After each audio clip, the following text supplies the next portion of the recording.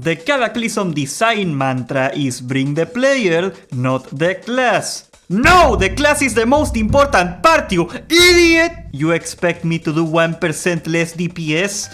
God damn, bro, that's something Toy House would recommend. Nothing can match how arbitrary my takes on Cataclysm classes are, so get ready to fight your battle in the comments. This is my top 7 Watch Mojo best classes. Number 4 will shock you. Number 7 is the Protection Paladin. Now, I gotta say the Protection Paladin lost a lot of what made him unique in the previous expansions, but in Cataclysm it still preserves, in my opinion, the most important characteristic of the class, and that is cooldowns. Lots of cooldowns, infinite cooldowns. Depending on what you consider an infinite cooldown, the Protection Paladin has 12 defensive abilities that he can use to stop damage. Your gear is trash, pop a cooldown. You're in RDF and your healer is a Venezuelan druid that doesn't feel like healing, God bless him, pop a cooldown. Can't get it up, pop a cooldown. Having a Batman style toolbelt with like 20 situational abilities makes this class very fun. I know people do not like it because they quote unquote, they have an answer for everything, but that's the point, you dum-dum, they do. The Protection Paladin is one of the most effective AoE tanks in the game, and it has a tool for pretty much anything, and that's why I like it so much.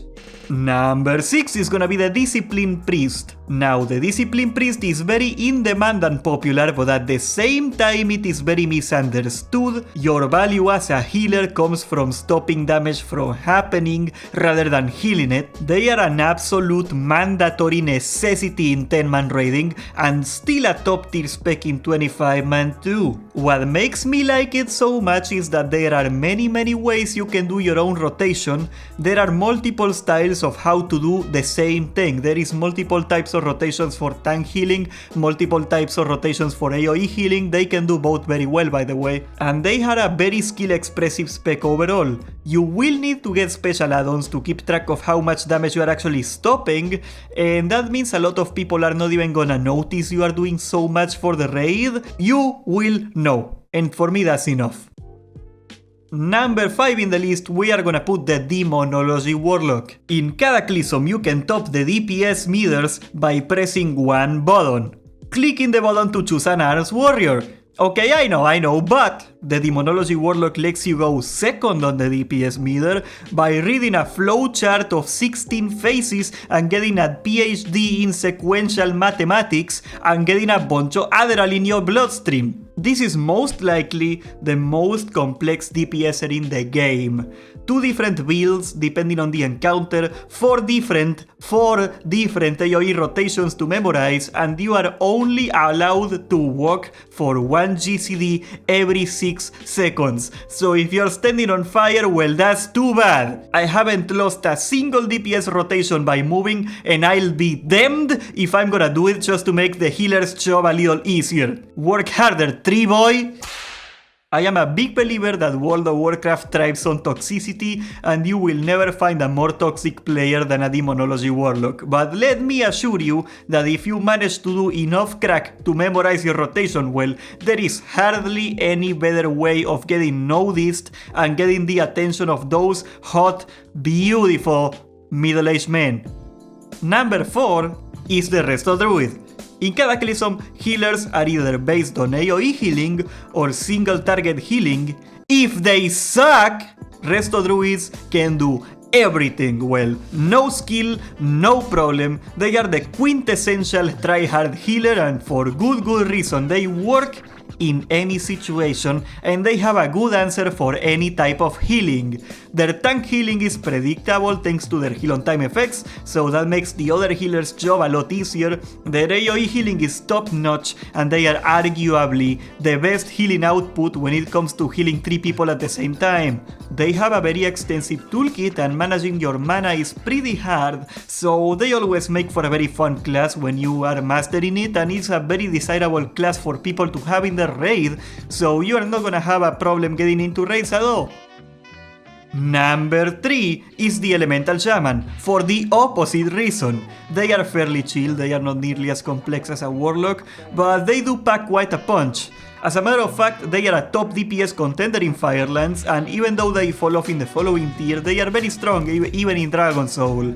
Your single target rotation is 3 buttons. Your AoE rotation is 2 buttons. What makes me like their specs so much is that they get this thing, I call it Wind Fury for spells.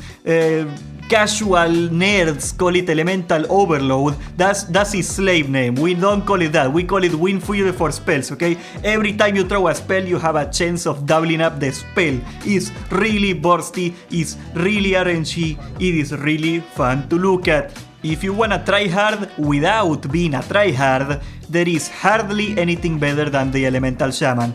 Besides, why would you be a chicken when you can be a thunder-throwing Shrek? That's just common sense, people. Number 2 is the Arcane Mage. It is one of the most underrated classes in the game because Fire Mage go boom boom, but the Arcane Mage is more like boom boom then brrrr, then boom boom again. It's totally different, okay? You wouldn't get it. What makes Arcane so fun for me is that you have 2 rotations. You have a charging phase where you are casting abilities that generate mana, and then you have a pumping phase where you are dumping mana on like bigger abilities. It is very similar to the Arms Warrior in the sense that you have a rage dumping phase and a rage generating phase. Maybe that's why I like it so much. I guess I also got the Stockholm syndrome of playing a Warlock. You know, you see, the Arcane Mage is a turret.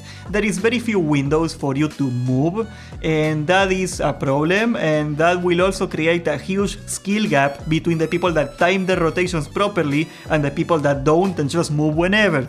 I love the skill expression Arcane has, and as such, I am gonna call it super based. Number 1 is, drumroll please, the Feral Tank. Yes, that's the Fat Bear. He isn't even the best tank in the game, and I just can't help but love it. Is it because they top the DPS meters without trying? Is it because their AoE rotation is pressing one button over and over?